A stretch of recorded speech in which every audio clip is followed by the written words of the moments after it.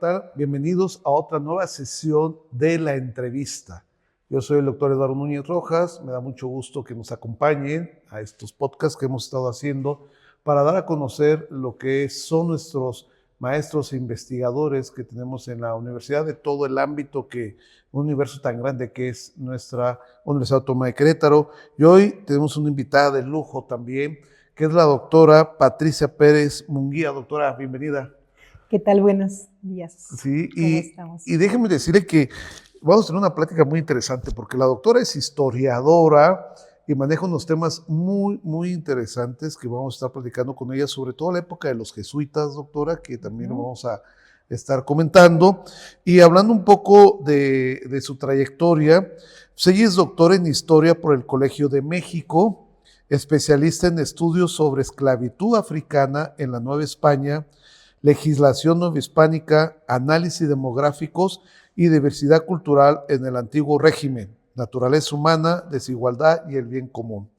Ella es profesora de tiempo completo de la UAC, fue coordinadora del doctorado en estudios interdisciplinarios sobre pensamiento, cultura y sociedad. Es coordinadora de la licenciatura en Historia, licenciatura en donde conformó la comisión para su creación en 2003-2004. Tiene diferentes proyectos en los que ha trabajado. Voy a mencionar tres que son muy importantes y que estaremos hablando sobre ellos. Es el corregidor como figura de autoridad y motivo de su extinción en las reformas borbónicas. También tenemos otro proyecto, el anterior fue por Fonfibe, y el siguiente proyecto también habla sobre el corregidor don José Martín de la Rocha de Querétaro ante la expulsión de los jesuitas, que va a ser un tema muy importante que vamos a hablar en 1767, y la paleografía y análisis crítico del fondo documental de la expulsión de los jesuitas de Querétaro en 1767. Son temas muy importantes. Hablar de la historia para todos los que nos escuchan, que es muy relevante desde cuándo se llama historia y desde antes cómo se llamaba. Entonces esto vamos a estar platicando con la doctora Patti y le hago la primera pregunta, doctora, ¿por qué historia y no física? Muy bonita pregunta, doctor. Pues, ¿por qué me metí a la historia? ¿Y por qué es historia, perdón? ¿Y por qué es historia? ¿Por qué es historia? ¿Por qué historia y por qué es historia, perdón? Ok, bien. ¿Por qué es historia? Ahí tendremos que ir directamente a la fuente, ¿no? O sea, en los griegos, historia, pues, la palabra significa investigar, ¿no? O sea, es algo que nos remite a Heródoto. Como lo conocemos normalmente como padre de la historia, aunque probablemente algunas otras disciplinas también lo querrían como padre, porque el método que utilizó Heródoto para hacer sus historias, sus 9 libros, fue la entrevista. La entrevista, con lo que estamos haciendo ahorita. Lo que estamos haciendo ahorita. Entonces, a lo mejor los periodistas dirían, oye, también podría ser nuestro padre, ¿no? Porque por la metodología, porque lo que en ese momento en el mundo griego se usaba como conocimiento, pues era la filosofía, ¿no? Que es así como la madre del conocimiento. De hecho, cuando uno lee a Platón, hay un punto en el cual denosta a la historia como parte del conocimiento, por una razón. Porque la historia, el conocimiento para los griegos era universal, ¿no? Era para todos, era todo, implicaba y abarcaba el todo. Y la historia, pues, es un conocimiento muy particular, ¿no? Privativo de los pueblos, privativo de los años. Entonces, en realidad, lo que Heródoto hizo fue, y así inician sus 9 libros, ¿no? O sea, para que las cosas no se pierdan en el tiempo. Porque este tipo de conocimiento, como no es universal, no es como la filosofía, ¿no? Sino que es algo como más de pueblos, de culturas, pues se puede perder en el tiempo. Y él lo empieza a escribir y así es como hace pues sus preguntas, ¿no? ¿Por qué se inició la guerra del Peloponeso? ¿Por qué se hizo? Y particularmente a los actores. Entonces, este conocimiento histórico, pues tiene que ver con eso, ¿no? Con la indagación. O sea, como que recopilar las historias para que queden plasmadas y el día de mañana se convierta en un legado de una época y de una historia, ¿no? Que se convierte en historia, ¿no? Claro, que se convierte en la memoria. En la ¿no? memoria, exacto. Ese es el legado, precisamente, es la memoria de los pueblos, la memoria de las personas. Claro, en la antigüedad clásica le vieron un servicio político muy importante. Claro. Por supuesto, en el Imperio Romano estaba el historiador que escribía la vida de los Césares, ¿no? Entonces ya esta función política de la historia, que hasta hoy en día de alguna manera se conserva, es algo que le va a dar como el deber ser, ¿no? A la disciplina, a la historia, contar la vida de los Césares, contar sus hazañas, que no se pierdan en el tiempo las hazañas, ¿no? De los pueblos. Muy interesante. Sí. Y la primera pregunta que le hice, doctora, ¿por qué no estudió física y por qué estudió historia? ¿Por qué estudié historia? Ay, es una cuestión muy personal porque, bueno, en mi familia, mi mamá, particularmente mi mamá, le gustaba mucho narrarnos cuentos y narrarnos historias. Y tenía 8 hijos que éramos tremendos. Entonces era una manera de apaciguarnos, ¿no? Y le gustaba mucho hablarnos de la historia. Y a mí me gustaba escuchar sus historias. Algunas eran historias muy de la historia oficial, ¿no? De Hidalgo, de Morelos, de todos ellos, pero también nos hablaba de pronto de historias de su pueblo o de historias de nuestra familia, de personas de nuestra familia, ¿no? Hay un personaje histórico que es de la familia de mi mamá, que es don Clemente de Jesús Munguía. Él fue el primer arzobispo de Michoacán. Yeah. Pero también fue alguien que fue el enemigo acérrimo de Juárez, ¿no? Entonces, en la familia no se querían pronunciar el nombre de Clemente de Jesús porque como Juárez lo expulsó, ¿no? De hecho, él murió en Roma, asesorando al Papa Pío IX en contra de las constituciones liberales de América. Sí. Entonces, pues era un personaje que pues no teníamos que decirlo en voz alta porque nos iban a ver así como los expulsos, ¿no? Entonces, sí. ¿Pero de qué parte es usted? Yo soy de Morelia, Michoacán. De Morelia. Y Clemente de Jesús Munguía de los Reyes, Michoacán, ahí nació. Ya. Ajá. ¿En qué año? Clemente de Jesús Munguía nació en 1814, si no mal recuerdo, y ya era un señor ya muy mayor cuando murió en 1869. ¿Y venía siendo de su mamá como Era el abuelo de mi abuelo. Ah. Él se metió al sacerdocio ya muy mayor. Yeah. Tenía 45 años cuando, digamos, se metió al sacerdocio. Él había sido abogado, había estudiado en el seminario tridentino, pero no había tomado los hábitos, ¿no? Lo cierto es que sí estaba con una mujer, no casado, pero sí tuvo un hijo, y se muere la mujer, él deja al hijo con su familia y se va al sacerdocio y a la vida política. Ah, interesante. Sí. Bueno, eso es una historia que siempre en los pueblos a una familia se le tachaba por uno tachaban a todos. O por algo mal, ¿no? Y qué interesante que su mamá les hablara sobre historias y de ahí le encontró el gusto, el amor para estar estudiando esta carrera. Le encontró el gusto a la historia sin saber que existía la carrera, debo decirlo. Porque yo soy de Morelia, Michoacán, y ahí está la Universidad Michoacana. La Universidad Michoacana tiene la licenciatura en historia, pero lo que no tenía yo era la información de que existía la licenciatura. Entonces uno de mis amigos se inscribió en la carrera y me lo encontré con sus folders así ya de inscripción. Y yo tenía como intereses también de meterme a Bellas Artes, ver literatura, o sea, quería yo como armar mi currículum de historia, porque quería literatura y quería cosas de turismo, ¿no? Y entonces, que voy viendo los documentos que llevaba mi amigo Arturo, y entonces le dije, ¿dónde está esto? Esto es lo que quiero estudiar. Y me dice, pues ya te amolaste porque ya pasó todo el proceso de inscripción. Y entonces le dije, bueno, déjame ir a ver. Y fui a la universidad y me recibió el doctor Jaime Hernández, que es un historiador muy famoso allá, y me dijo, pues déjame te hago el examen, porque todavía justo no he entregado los documentos. Si apruebas el examen, te incorporo, pero tienes que traerme tus documentos hoy. Y entonces me acuerdo mucho y lo cuento como anécdota porque me ofreció un café. Yo hoy en día soy muy cafetera, pero en ese momento pues no tomaba nada de café. Tenía yo 16 años, ¿no? Y ¿Pero a 16 años entraba? Entré a la universidad a los 16 años. ¿Por qué tan chica? ¿Y la prepa?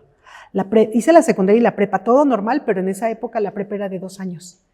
Y yo entré pues apenas cumpliendo los 6 años, o sea, todavía no, tenía 5 años prácticamente cuando entré a la primaria. Y por eso salió antes. Y salí antes, o sea, no, bueno, salí normal, pero no, ¿cómo se dice? No hubo, bueno, como no era de 3 años la prepa, sino de 2, todo lo fui haciendo muy rápido. Y justo, pues estaba cumpliendo los 16 cuando entré a la universidad. Ya, a estudiar la licenciatura en historia. Exactamente. Y bueno, después de la licenciatura, estudié la maestría. Estudié la maestría.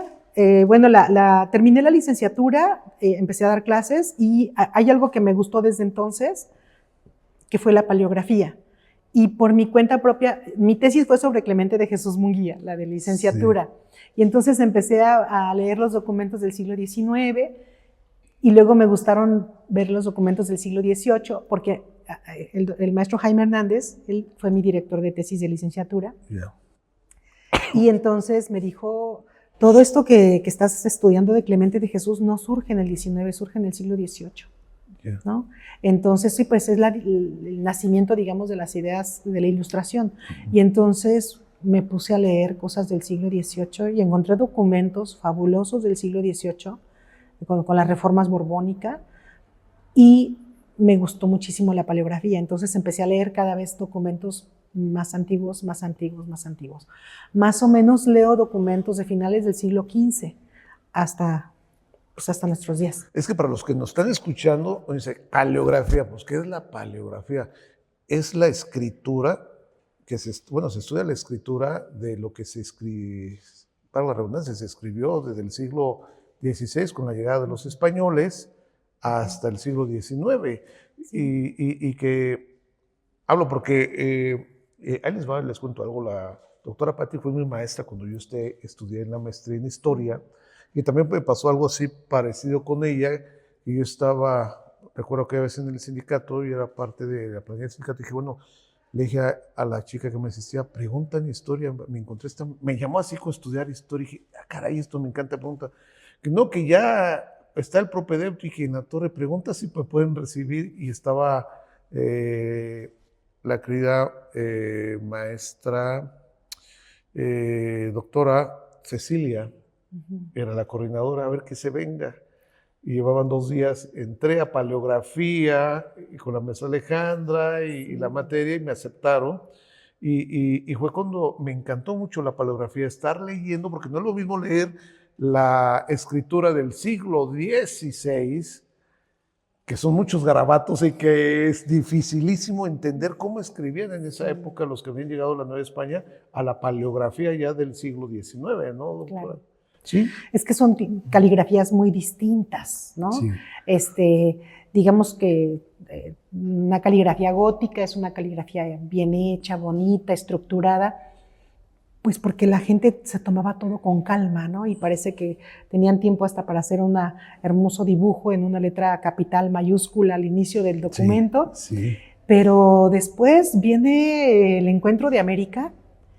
Y mi hipótesis es que ahí se desbordó el trabajo, sobre todo de los funcionarios de la corona, sí, que tenían que escribir rápido y hacer, y entonces se deformó muchísimo la letra, se deformó, yo pienso que es una deformación al grado que en algún momento, por ejemplo, la reina Isabel prohíbe que escriban los escribanos en procesal encadenada porque no se les entiende. Nada. O sea, si ellos no se entendían, ¿no? No, menos nosotros, se lo juro, porque es nosotros tremendo. Menos, tenemos que entrar a este mundo de ver bien las caligrafías, de aprender a separar las letras para poder leer, ¿no? Documentos que a veces parecen ilegibles. Pero eso viene siendo la paleografía, o sea, entender cómo escribían, porque sí, una A la hacían muy garagoleada y una R no es como la R que conocemos. Exacto. O sea, la I era diferente, muchos lo hacían con Y, pero juntaban con otra palabra ahí encima que ya significaba otra cosa. O sea, es un estudio muy interesante hacer la paleografía. Sí.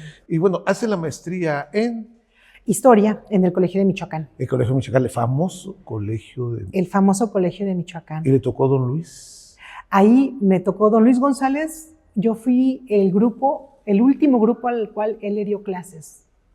De hecho, ya no nos dio clases en el colegio. Ya. El colegio nos llevaba en una camioneta a la casa de don Luis, a San José de Gracia, a tomar clases. Y pongamos en contexto a quien escucha, don Luis era una autoridad impresionante en la historia. Doctora, ¿nos puede contar un poco para que sepan quién es don Luis González? Justo el 26 se van a cumplir 100 años del nacimiento de don Luis González. Yeah. Él nació en 1926, es un historiador que pues es muy importante para México. Creo que México tiene algunos historiadores muy importantes, ¿no?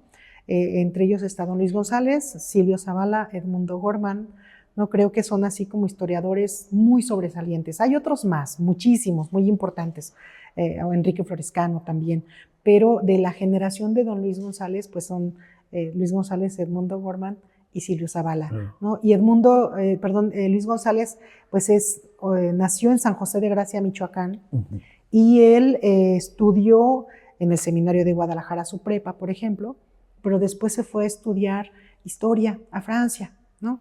Entonces es una persona que estudió, o sea, muy universal, digamos, fue un hombre muy universal, y sus temas de interés fueron del porfiriato, fueron cuestiones de los liberales, ¿no? De los conservadores, pero también de pronto de los pueblos indígenas.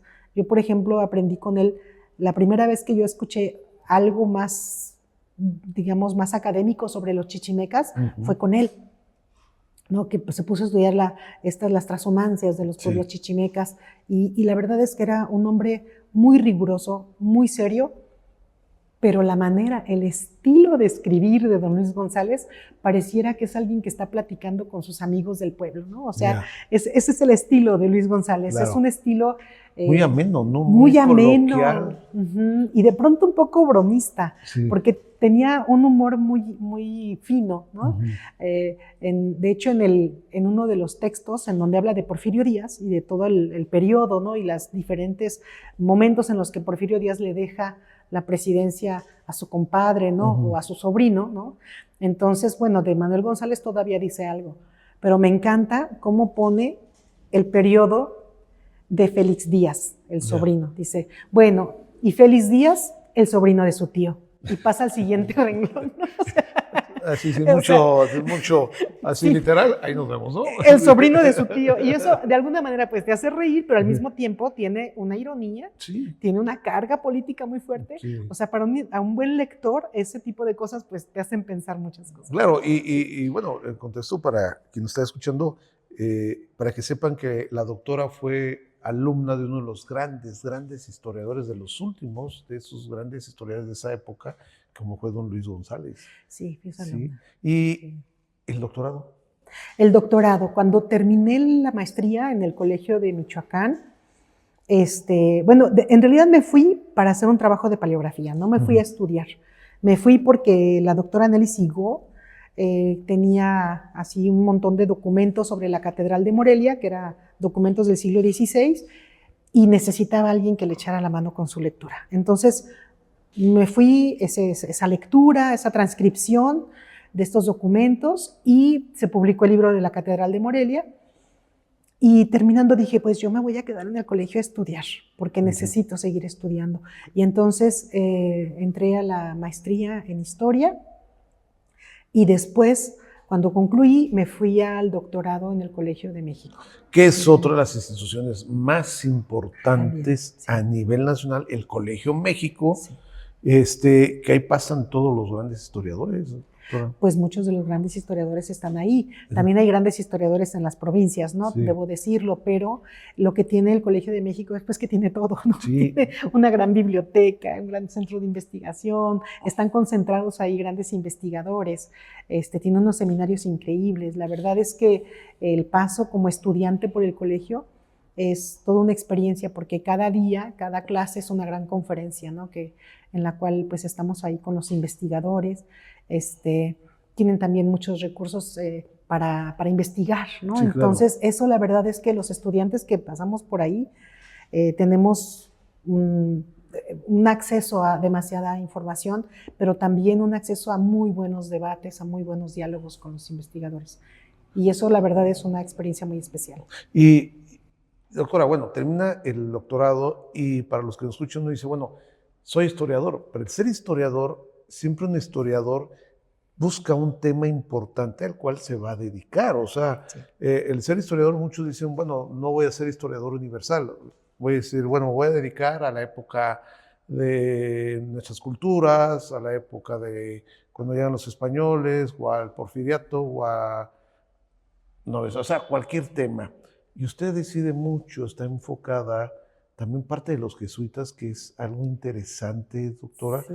que es un tema que sí me gustaría que empecemos a abordar, porque los jesuitas, que fue estos importantes frailes que traían el conocimiento, que eran peligrosos para la iglesia, por todo lo que ellos pensaban, y que realmente Querétaro tuvo un impacto muy importante con ellos. Entonces, mi pregunta es, ¿por qué le llamó la atención estar investigando sobre los jesuitas como primera pregunta? Eso tiene una historia interesante porque cuando hice aquella tesis de licenciatura en los años 80, ahí, Hace poco, ¿eh? hace poco, Y acordemos que la maestra entró de 16 en los años años, 80, era muy chiquita ella. Ahí tuve mis primeros encuentros, digamos, con los jesuitas. En Morelia. En Morelia. ¿Había jesuitas? Hubo jesuitas en Morelia también. De hecho, en la iglesia de la Compañía de Jesús, ahí está la biblioteca de la histórica de la Universidad Jesuita. Michoacana. Ah, Michoacán. Sí, de la ¿Pero de jesuitas? Sí, es en el, digamos, en el ex colegio jesuita, Ajá. es en donde está esa biblioteca, ¿no? Y yo empecé a buscar a los jesuitas y debo confesar que no los encontré. No los pude estudiar. Leí mucho, busqué mucho. Había una historiadora, la doctora Laura, que había escrito algo sobre los jesuitas. Me acerqué con ella. No, me dijo, pues es que es difícil porque los documentos de los jesuitas no están perdidos. Y bueno, lo dejé como así en reposo.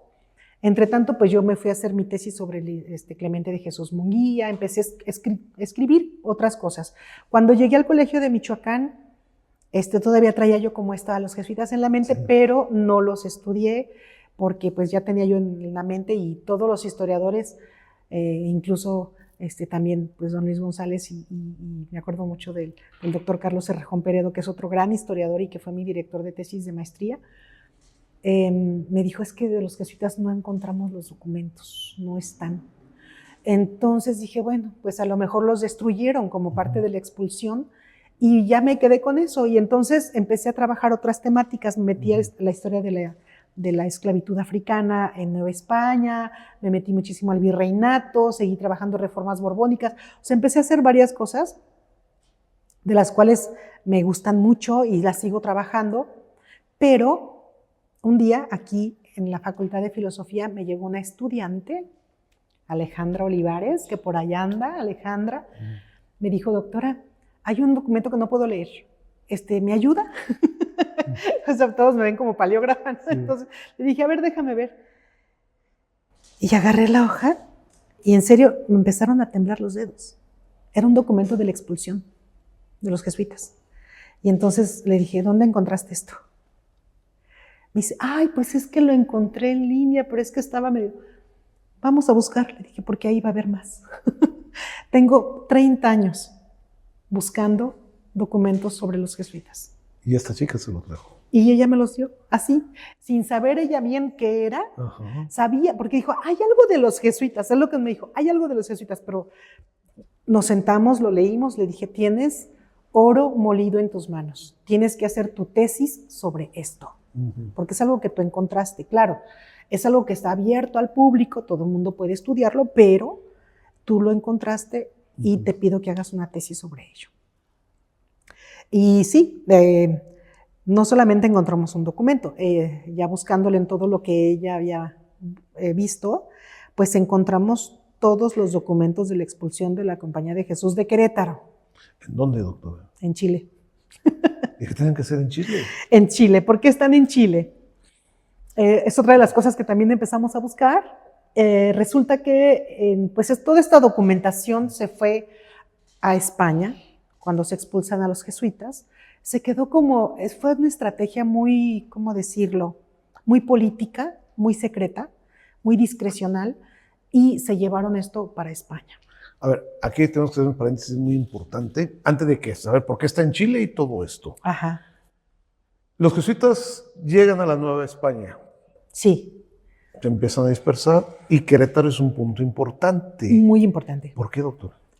Es muy importante porque cuando llega la Compañía de Jesús a Querétaro, Querétaro no es una ciudad todavía, es un pueblo de indios. Pero es un pueblo de indios que está teniendo una proyección en el Camino Real como un centro como de confluencia, porque estaba en medio de la Ciudad de México y de Guanajuato. O sea, era el paso, ¿no? Es el Camino paso, Real era lo más importante. y es la jornada de descanso. Ajá. O sea, aquí llegaban, dejaban sus animales, descansaban, pernoctaban y después seguían la siguiente jornada a Guanajuato. Entonces, ¿qué es lo que ocurre? Que empezaron a viajar muchos españoles, estaba el pueblo de indios, ¿no? De Querétaro, y entonces pegadito donde está, es que la fundación no es acá, ¿no? O sea, es allá en la Plaza de Fundadores, donde está la cruz. Sangremal, el Cerro Sangremal, ahí, para abajo. De ahí es en donde está, se da como este movimiento, y sospecho que los españoles que están en este camino empiezan como a pegarse más hacia el poniente, ¿no? O sea, se van más a lo que hoy es la plaza el centro, ¿no? El centro, donde está, digamos, el Jardín de los Perritos, pero bueno, es el Jardín de la Independencia, ¿no? Sí. Ahí es en donde se empieza como a replegar. Entonces, ¿qué es lo que ocurre? Que ya está como, esto empieza a parecer una ciudad, ya no un pueblo de indios. Y los patronos, bueno, el alcalde de ese momento, que ya tiene ya un título, digamos, un nombramiento, por parte del rey para que esté administrando este espacio que ya se empieza a parecer más a una ciudad, pero todavía es un pueblo de indios, y entonces él pues ve a la Compañía de Jesús como la posibilidad de traer aquí colegios para que se asienten los españoles a vivir y sus hijos vayan a estudiar esos colegios. Eso es algo muy importante porque... Como hemos hablado, cuando llegan los españoles, los primeros órdenes fueron obviamente los franciscanos, que fueron los que empezaron la con toda esta evangelización, las primeras escuelas, pero una escuela más apegada a los cánones que tendrían que ver con la iglesia y muchas cuestiones, pero los jesuitas eran diferentes, ¿no, doctora? Es que eran diferentes, era una orden educativa, era una orden como más, bueno, es la única orden que hace voto de obediencia al Papa, ¿no? Es una orden también muy docta. Allí entre los jesuitas estaba pues el filósofo Francisco Suárez, ¿no? Sí. Entonces hay pues ¿cómo decirlo? Este interés por el estudio. Y además el libro de los ejercicios espirituales de San Ignacio, ya me lo leí, porque es el orden, digamos, la vida regular de ellos, es la vida ordinaria de los jesuitas descansa en ese libro, ¿no? Y es un libro en el cual pues hay que observar, hay que estudiar, hay que, una de las especialistas en los jesuitas dijo algo muy bonito, dice, es un libro que también nos puede decir como lo que hacen hoy los psicólogos que te ayudan con tu conducta y tu vida personal, ¿no? O sea, es como ver la vida como con otros ojos. Y también hay que divertirse. Claro. También hay que reír. ¿no? Que eso es importante. Es importantísimo. Y que todos ellos tenían ese tipo de filosofía muy diferente a las dogmas de los otros. A la observancia de los dominicos o a la paz de los franciscanos. Sí, que la risa era del diablo y no te rías y cuidar mucho qué dirá la gente. O sea, ese tipo de cuestión que los jesuitas eran diferentes. Los jesuitas en ese sentido son más abiertos. ¿Y cómo era la educación de ellos? O sea, ¿por qué los papás o los españoles confiaban en una educación en un jesuita? De hecho, la Compañía de Jesús tenía reciente creación prácticamente cuando América se descubrió. Entonces, cuando llegan aquí llegan aquí a Querétaro, ¿no? En 1625 es cuando llegan aquí.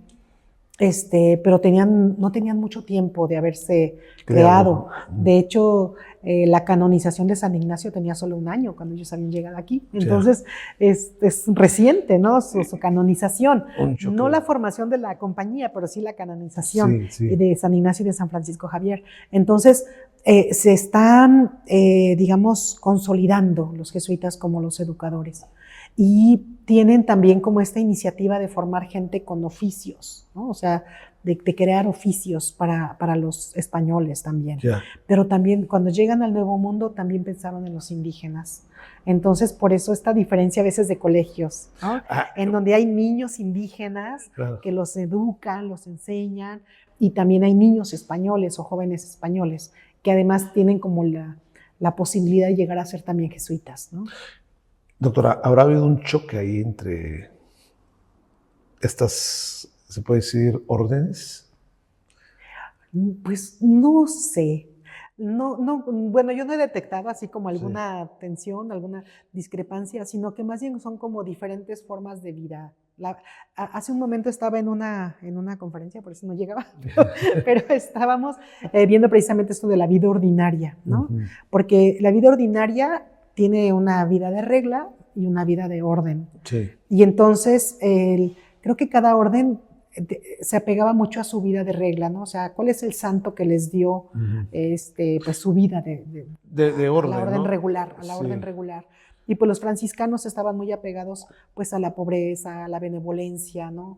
De hecho para todos los seres vivos, no solamente para los humanos, porque San Francisco era así. Sí, amigo de los animales, y hablaba con los animales. Hablaba con los animales, todo esto, ¿no? En el caso de San Ignacio pues es un hombre como pues de rigor, de estudio, de organización en su vida personal. Entonces esto se transmite a los ejercicios espirituales de San Ignacio. Y los jesuitas llegan a Querétaro en el siglo XVII. Y se establecen doctora. Se establecen aquí al ladito, ¿no? En el espacio, en un terreno donde había una huerta y una casa, y les dan 30,000 pesos, ¿no? Que son los patronos de los jesuitas, que era este señor. En este momento se me olvidó su nombre, pero ahorita lo comento. Ellos... Estamos hablando, perdón. Lomelí. Sí, Lomelí.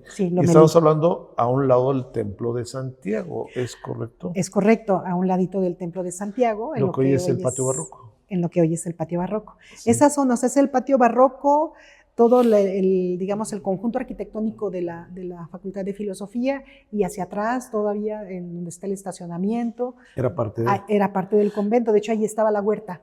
Ya, para los que no son de Querétaro y los que ya son queretanos, muchos ubican el Templo de Filosofía, la Facultad de Filosofía. La Facultad de Filosofía como la Exprepa Centro, patio barroco, que es una joya arquitectónica. No estaba así como lo vemos, o sea, tenía su huerta ahí, por eso era su fuente, había plantas y todo. Cuando era parte de los jesuitas. Claro. Llegan ellos, y una pregunta, ¿el templo era de ellos? El templo era de ellos. El templo era de ellos, es el templo de la compañía. De hecho, sí se menciona en algunas partes de los documentos que encontramos después, dice es que está el templo de la compañía, ¿no? Entonces, el templo de la compañía. De la compañía. Pero, y después nos cambia a Santiago Apóstol, cuando ya no están ellos, supongo mío, que es otro tema que vamos a encontrar. Porque estos personajes que empiezan a expandirse en todo Mesoamérica, y que bueno, ya no era Mesoamérica, empezó a ser la Nueva España y todo ese tipo de cuestiones que se fueron ampliando con la llegada de los españoles, causan se puede decir, una escuela diferente, se establecen en Querétaro y viene algo importante, que es lo que estábamos haciendo. Fueron peligrosos. Sí, fueron peligrosos. Fueron peligrosos porque yo creo que cualquier persona o cualquier institución que propicie que los demás piensen, que propicie que los demás critiquen, observen y que tengan la posibilidad de contestar algo que no les gusta, creo que se vuelve peligroso. Claro, sí. Claro, porque enseñaban estos grandes, yo lo llamo porque eran grandes ellos, grandes pensadores, grandes, a que el ser humano tuviera su propia forma de ser, de pensar, de decir, bueno, no estoy de acuerdo, ¿no? Y ante muchas cosas, cuando las otras órdenes que educaban era un poco un dogma más de obediencia, de lo que usted diga, usted no calle y obedezca, ¿no? Y esto es lo correcto y tan. Pero ellos tenían otro tipo de forma de pensar. Sí, y el voto de obediencia solamente era para el Papa. Sí, claro. O sea, era el único que respetaban como Jerarca. el jerarca, ¿no? De la iglesia, pero sí tenían, bueno, por ejemplo, algunas obras de Francisco Suárez reflejan mucho la forma de pensar de los jesuitas. Y hay Francisco Suárez es un filósofo jesuita al cual uno de los papas, cuando viene la reforma protestante por parte de los ingleses, él le pide a Francisco Suárez, oye, escribe algo para contestarles a estos, ¿no? Y entonces, como en defensa de la fe católica, hay una parte en la que Suárez dice que si el rey no te representa, el pueblo puede deponer al rey. Eso ¿Sí? era peligroso. Incluso podría llegar a cometer regicidio. Sí, eso es peligroso. Eso es peligrosísimo. Pues por eso el rey Carlos III expulsó la obra de Suárez, porque, Sí. pues, ¿qué es lo que pasa? Pues Suárez lo expulsan, pero en realidad no se fue. Cuando uno ve que estaban los conspiradores de América, o sea, porque no solamente son las conspiraciones de aquí de Querétaro, sino hay conspiraciones en varias partes, pues vemos que están hablando de que el rey no los representa. O sea, Claro. están apelando a la doctrina suarista. Claro. ¿No? Sí, y yo le rindo a un rey que ni conozco. Exacto, es un rey que no lo conozco, no me representa. Y ya se murió y lo viene otro y que tengo que obedecerle y a mí qué, ¿no? O sea, y celebrar que nace sus niños y celebrarlo a él y yo pues no lo conozco. Sí. Entonces creo que eso era lo peligroso claro. de los jesuitas. Entonces hubo su filósofo. Un rey que no le gustó esto y se viene la madrugada de 1800 no, o 700. Es el 20 de junio de 1767. Sí. Pero eso también tiene una historia importante, sí. Doctora. Sí. Porque te estamos hablando que ellos empezaron, y justamente está empezando en Querétaro, para cuando este podcast lo escuchen después en 50 años, de lo que estamos hablando ahorita, en fecha del día de hoy, chicos, estamos a 20 de marzo del 2025, el 20 de junio, precisamente lo que estamos hablando, se van a celebrar los 400 años de educación humanística en Querétaro. Sí. Y esto tiene que ver con los jesuitas. Los jesuitas. Sí, porque ellos fueron los que empezaron, en el lugar que estamos hablando, ellos empezaron con esta educación humanística. Para todos los que nos escuchan, la primera manifestación que tuvo el ser humano fue humanística y fue el contacto con el arte. La primera manifestación de seres humanos fue arte, y eso es comprobable, o sea, no fueron las ciencias exactas, fue el arte rupestre, empezaron a comunicarse, el humanismo, y ya después vienen las ciencias exactas cuando empieza a evolucionar mucho el ser humano. Entonces, ellos son expulsados, y aquí viene algo interesante, porque, doctora, nadie se dio cuenta. Fue una operación casi así como de la CIA o la KGB, algo que nos puede explicar qué fue lo que pasó en esa madrugada que ni la gente se enteró. Nadie se enteró. Más que Dios, que lo estaba viendo todo. Exacto. Pero cuéntenos, ¿qué pasa en esa parte? Ahí tiene que ver mucho el conde de Aranda, un español que era asesor de Carlos III. El rey Carlos III, bueno, debo decir, años antes los jesuitas fueron expulsados del reino de Portugal. Son expulsados de ahí porque se estaban metiendo demasiado en las misiones del sur, ¿no? Esta película de La Misión de Robert De Niro que hemos visto y que nos encanta, sí, habla precisamente de ese punto. ¿Y por qué? Pues porque los jesuitas defendían la educación de los indios, defendían las tierras de los indios que eran para los indios.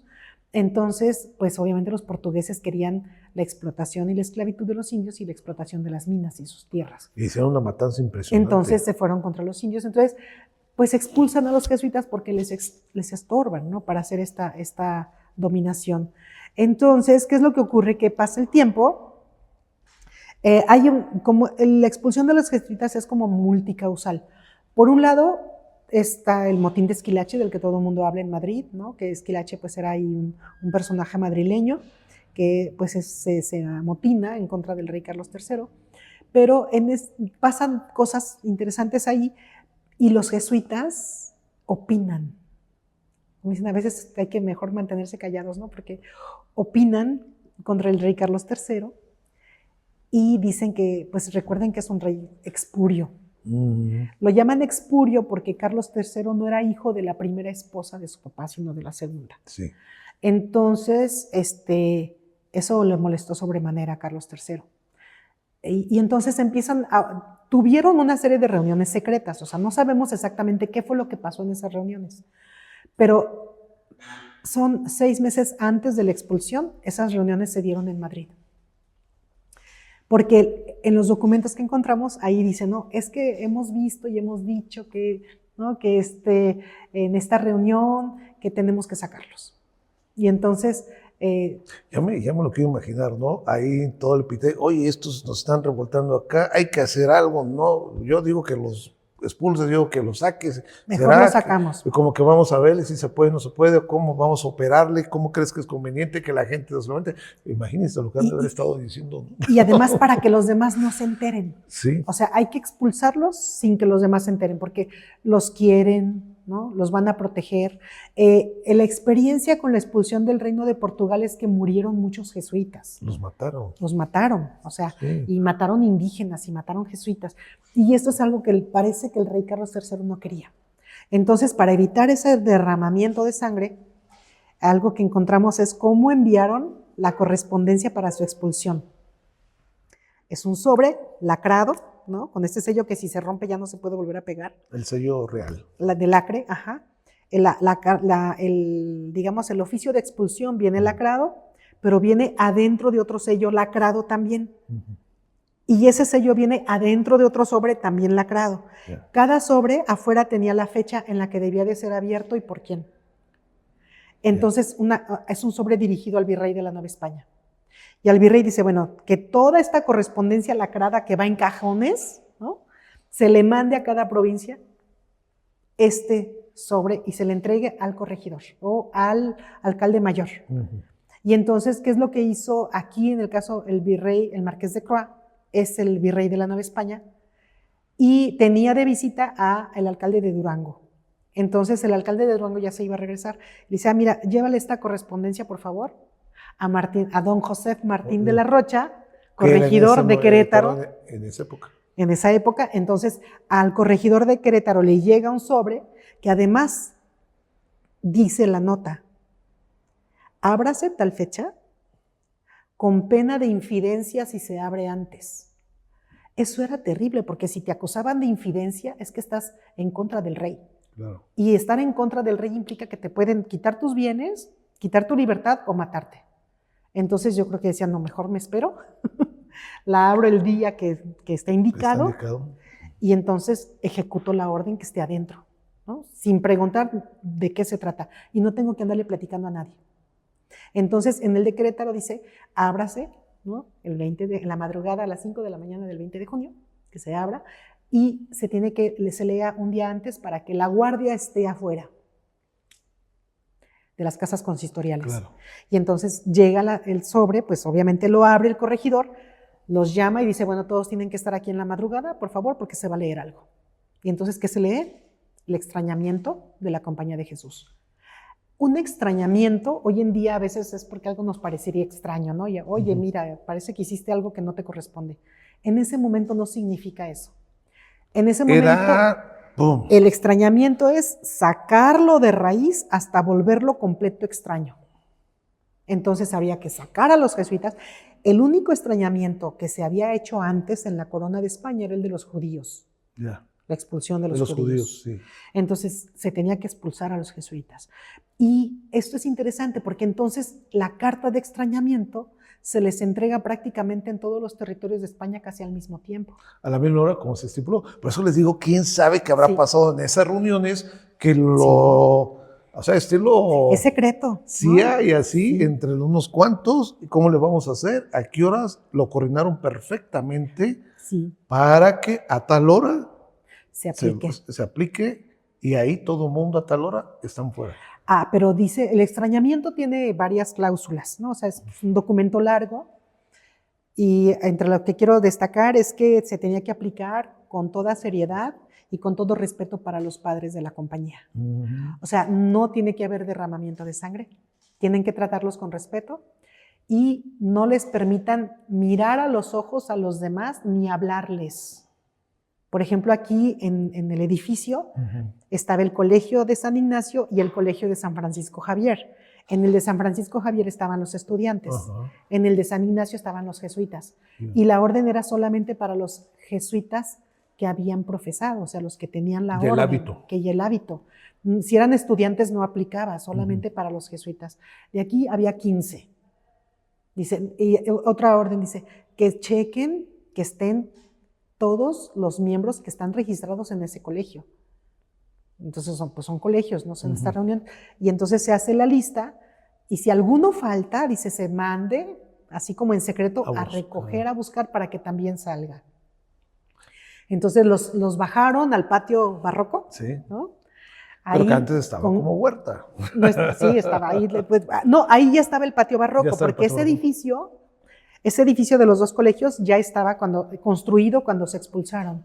Pero es un edificio del siglo XVIII. No es como está ahorita, ¿no? No, que estaba diferente. Seguramente había plantitas, ¿no? La pila estaba funcionando y todo.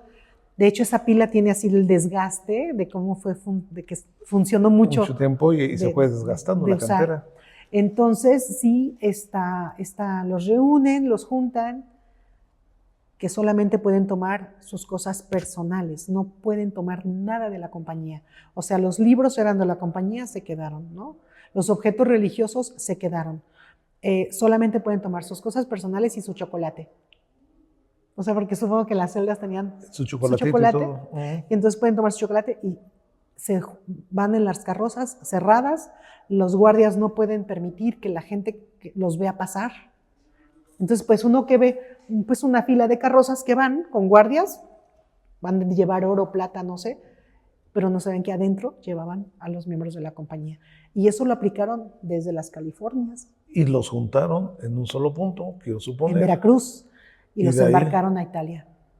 Y muchas gracias por participar, ¿no? Gracias por participar, exactamente. Los mandaron a Italia. Sí, de hecho la compañía pasó muchas penurias. O sea, sí, prácticamente quedó extinta por un momento, pero ya después volvieron a reunirse y todo. O sea, es como esa parte que todavía nos falta como estudiar mucho. Claro, los miembros de la Compañía de Jesús lo tienen seguramente bien estudiado, muy claro.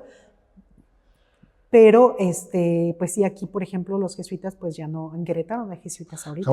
Pero ahí es donde me imagino que ellos se llevan todos esos documentos personales. Sus cosas personales. Que por eso no hay vestigio de ellos, porque supongo que los han de haber llevado y los habrán dejado quién sabe en dónde. Pues en Italia, o sea, de hecho, en estos documentos que hemos encontrado, hay un par de cartas que hablan, que son cartas escritas por jesuitas, porque una de las promesas de Carlos III es que les permitía a sus familiares, por ejemplo, novohispanos, que les mandaran dinero a donde ellos estuvieran y que le pedían a la autoridad virreinal que también les mandaran dinero para que no pasaran hambres, ¿no? Eso nunca les llegó. Entonces, las cartas de que estamos aquí, ¿no? Pero no tenemos... ¿Cómo? ¿No? Y aquí hay algo importante, después de esta gran misión que hicieron los jesuitas, porque son considerados uno de los grandes pensadores con una educación más abierta, más pensante, viene la otra pregunta, doctora. ¿Qué diablos tiene que hacer en Chile los documentos? Si se fueron a Italia, exacto. Y que ahí viene lo interesante. Ellos se fueron a Italia, pero obviamente como todo esto fue documento secreto de la corona, los sacan un día, pero yo encuentro que hay documentos que todavía 6 años después estaban haciendo inventarios, estaban viendo qué hacían con los objetos y se los dan como en resguardo a los padres seculares, ¿no? O sea, la iglesia, al clero secular. El clero secular pues los toma. Aquí, por ejemplo, los colegios se vuelven colegios reales, ¿no? Pero es curioso porque los vemos en la documentación oficial como colegios reales, pero ellos siguen hacia el interior siendo el colegio de San Ignacio y de San Francisco Javier, ¿no? Entonces, aunque tenían prohibido eso, pero lo siguen siendo. Entonces, ¿qué ocurre? Que los colegios, bueno, el hecho de que se vuelvan colegios reales, pues se vuelven a abrir como 6 años después, porque en ese tiempo pues se va a inventariar todas las propiedades. Ellos tenían casas, haciendas, huertas, tenían casas de renta, tenían pues varias propiedades. Eso lo va a asumir el clero secular. ¿sí? Lo va a administrar, se lo van a repartir. Por eso hoy en día, por ejemplo, los libros de la Biblioteca de Querétaro, los libros de la compañía, unos están en Michoacán, otros están en la Biblioteca de Lina de México, o sea, están en diferentes lugares estos que se llevaron libros. los seculares. Ajá, se los llevaron. Aquí en el Fondo del Tesoro, hay 3 libros que tienen la marca de fuego de ellos, ¿no? 3, que esta Pati Mandujano me hizo el favor de mostrármelos el otro día. Dice, mira, estos eran de los que estaban aquí, ¿no? Qué interesante. Entonces le digo, qué maravilla. Sí, ¿Y una paleografía entendible? No, son impresos, nada más que están en latín. Son impresos. Entonces no hay problema de la lectura, ¿no? Están impresos. Y bueno, pero aparece en Chile ¿por qué? En Chile, porque estos documentos del rey pues se van, supongo, como algo secreto a la corona española. Y yo sospecho que en algún momento han de haber hecho limpieza los que resguardan los documentos de las casas reales en España, y yo creo que dijeron, bueno, este papel, pues ya tírenlo, ¿no? O mándenlo al mercado.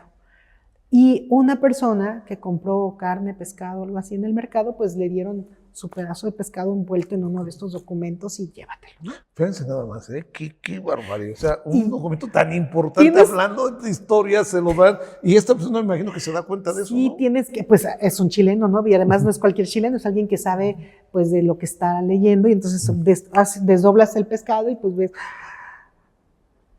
¿Qué es esto? ¿Qué es esto, no? Entonces, obviamente fue y compró ese papel. Y a la pescadería. Sí, bueno, pues a la pescadería, al mercado. O lo que fuera a ver, oiga, ¿dónde fue? Deme todo eso en lugar de la carne o pescado, se lo compro. Y se da cuenta que eso eran archivos. Es un archivo histórico, no tiene jesuita. Que estar aquí envolviendo carne, ¿no? Y después irse a la basura. Entonces, así es como se rescata. Y lo tienen en Chile. Y está digitalizado, y que fue lo que encontró la chica. Eso es lo que encontró, eso fue lo que encontró Alejandra Olivares. Imagínense, estamos hablando de 1367 a 1900, ¿en qué año fue esta chica? ¿En el 900 o en el 2000? No, ella se, a ver, justo hizo su examen tantito antes de la pandemia. En el 2018. 18 más o menos. Se encontró eso. Imagínense, en 1767 a los 2018 se vienen a encontrar documentos en un mercado. Sí, pero esto en Chile lo encontraron antes, ¿no? Obviamente el hallazgo, porque ellos seguramente tenían claro, bueno, vamos a empezar a digitalizar, a clasificar, y bueno, pues eso es un trabajo que hizo el Archivo Histórico de Chile, con los que, pues sí, quiero dialogar, ¿no? Sobre esto, cómo fue que hicieron esto, pero en realidad los documentos, pues sí, estaban ya digitalizados y puestos ahí en el 2018 para toda la gente, ¿no? O sea, sí, sí, fue así como los encontramos, digamos. Ya después llegó otro estudiante que también traía ahí, encontré los documentos, ay, qué maravilla, pero ya los tenemos, ¿no? Ya sabemos dónde están. Y eso es importante cuando se quiere ser historiador. Esto es un historiador, busca y encuentra. Sí. Porque la historia se vuelve una parte importante del ser humano porque cuenta lo que sucedió en un momento, lo importante, la relevancia que se tuvo. Y eso que hablábamos de los griegos, de Heródoto, que se le ocurrió, como don Valentín Frías, ¿no? Que se le ocurrió hacer las leyendas cretanas, de estar con su diario. Cuando yo hice mi investigación sobre la música sacra en el Querétaro Novohispano, él decía, tal día, en la misa de Jueves Santo, el Orfeón de Querétaro, dirigido por don Agustín, se estaba cantando la obra compuesta por él en el lavatorio de pies. Sí. Ya, coma, ¿no? Y el Viernes Santo, otra vez el Orfeón de Querétaro, dirigido por el Padre Velázquez, interpretaron música del Padre Velázquez en el lavatorio de pies. ¡Pam! O sea, ahí se empieza a crear la historia. Sí. Pero hay una parte importante. Se considera historia cuando existe ya un archivo, ¿no, doctora? Sí, de hecho, para que sea historia tiene que tener la intención del resguardo, ¿no? O sea, la intención del rescate de esa memoria. Y pues los historiadores pues estamos con un vínculo muy cercano con los archivistas, ¿no? Que conservan y resguardan ese patrimonio documental, pero también los historiadores vemos documentos no en papel, ¿no? O sea, para nosotros un edificio, una calle, una pintura, hasta un vestido puede ser parte de ese acervo digamos, documental histórico, ¿no? Claro, porque sabían varias formas de historia, ¿no? Porque es la historia romántica de aquellos que escribían sin irse al archivo de lo que escuchaban y veían, Claro. pero ya la historia, para que tenga una credibilidad, se tiene que ir a las fuentes primarias A del las fuentes. tema, doctora, ¿no? Que se Sí. tiene que hacer. Sí. Doctora, hay mucho que hablar, hay muchos Uy, sí. temas que fascinan, porque hay otro tema que después, en otro podcast, me gustaría hablar con la doctora sobre la esclavitud, ¿sí? Sí. Que es algo importante, porque aunque no lo crean, en Querétaro hubo esclavitud también, y ligarla, la esclavitud, y también cómo nace el blues con los esclavos, y todo este tipo de situaciones importantes, en lo que ella nos explica, yo les podría ir orientando cómo, por qué nace todo ese tipo de situaciones, pero que sería otro tema, doctora, que podríamos estar Claro que platicando, sí. porque la historia es infinita, la historia es, yo creo que es un bien necesario para el ser humano, porque de la historia se aprende, de la historia se llega a evolucionar el ser humano, y el que no conoce la historia, pues realmente no tiene cabida en este mundo, ¿no? Claro, pues es que yo pienso que si no hay historia, pues no hay memoria, ¿no? Histórica, decía. No hay memoria, o sea, pierdes todo. Y ya cada persona, pues su identidad, sus gustos, ¿no? Incluso sus tradiciones, pues tienen un vínculo con la memoria, tienen un vínculo con la historia. Y pues si no lo tienes, pues pierdes esas cosas, ¿no? Esa maravilla. Incluso casi la condición de ser un ser social, ¿no? Claro, Entonces, claro. porque la historia tiene que estar vertida pues en un individuo, pero como sociedad, En ¿no? todo. En Hasta todo. en la comida que comemos tiene Hasta su en la historia. comida. Sí, como en esta maravillosa galería del Capca, que ustedes verán a lo mejor estas fotos que son históricas de este fotógrafo, que se me olvidó el nombre ahorita, disculpen, Chris Suspect, es decir, que él fue el que fotografió y captó en ese momento cuando tomaron los partidarios de Trump el Capitolio, y los plasma en estas fotografías. Esto es histórico, Esto es esto es histórico. historia plasmado en el arte, por medio del arte y la fotografía. Por eso siempre he dicho, el arte es importante, porque el arte también va relacionándose y va plasmando lo que vive el ser humano en ese momento. Sí. ¿Sí? Y eso es histórico siempre. El arte siempre manifiesta lo que vive el ser humano. Sí. ¿Sí? Y lo mismo, la historia realmente nos habla de esos acontecimientos en esos momentos, ¿no? Claro. Doctora Pati, muchas gracias. Al contrario. Y presumo, porque ella fue mi maestra, cuando yo estudié la maestría en historia, éramos muy chicos todavía. Sí. Cuando hice la maestría en historia, que puse a mis maestros, que les tengo un gran cariño y un respeto, que decían, es que no manejamos el tema de la música, y es que no sé qué tanto. Y como yo estaba muy metido, me interesaba qué pasaba en el Querétaro novohispano, qué música es la sacra. Hasta una querida doctora, maestra que quiero mucho y fue mi directora de tesis, que fue la doctora Lourdes Somoano, me dijo, yo le entro y lo conduzco y todo, pero todos me decían, pero fue un gran aporte, y la doctora fue maestra, que es un honor, doctora, que esté aquí con nosotros. Muchas gracias por compartir sus conocimientos, y nos gustaría tener otra charla, pero ahora que hablemos sobre la esclavitud, que es otro tema que usted maneja.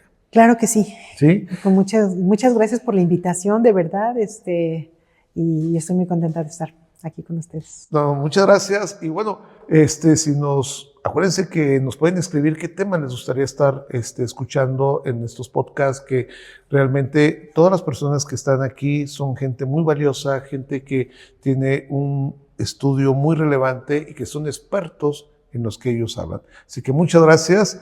Yo soy Eduardo Núñez, así que síganos en nuestras redes sociales, en Instagram, en Facebook y en TikTok. Muchas gracias.